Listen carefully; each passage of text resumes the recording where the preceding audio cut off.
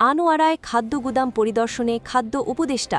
চট্টগ্রামের আনোয়ারায় ৫০০ metric ton ধারণ ক্ষমতা সম্পন্ন নির্মাণাধীন খাদ্য গুদাম পরিদর্শন করেছেন অন্তর্বর্তীকালীন সরকারের খাদ্য ও ভূমি মন্ত্রণালয়ের দায়িত্বে নিযুক্ত উপদেষ্টা আলী ইমাম মজুমদার। আজ রবিবার সকাল ৯:৩০টায় উপজেলা সদরে নির্মাণাধীন এই প্রকল্প পরিদর্শনে আসেন তিনি। এ সময় উপস্থিত ছিলেন খাদ্য অধিদপ্তরের মহাপরিচালক মোহাম্মদ আবুল হাসানাত হুমায়ুন কবির, চট্টগ্রাম আঞ্চলিক খাদ্য নিয়ন্ত্রক এস.এম. কায়সার আলী, আনোয়ারা উপজেলা নির্বাহী কর্মকর্তা তাহমিনা আক্তার, জেলা খাদ্য নিয়ন্ত্রক শেখ রিয়াদ কামাল রনি, উপজেলা খাদ্য কর্মকর্তা জান্নাতুল আকসা, সরকারি কর্মকর্তা এবং প্রকল্পের সাথে সংশ্লিষ্ট ঠিকাদারি প্রতিষ্ঠানের কর্মকর্তারা।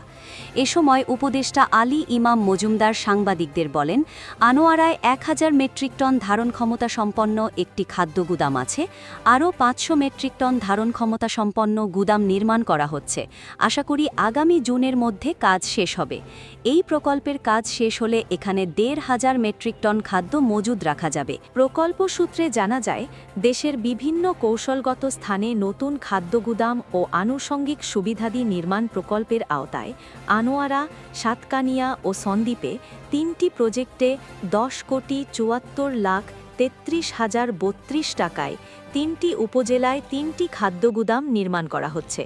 প্রকল্পের মেয়াদ শেষ হবে আগামী বছরের জুলাই মাসে।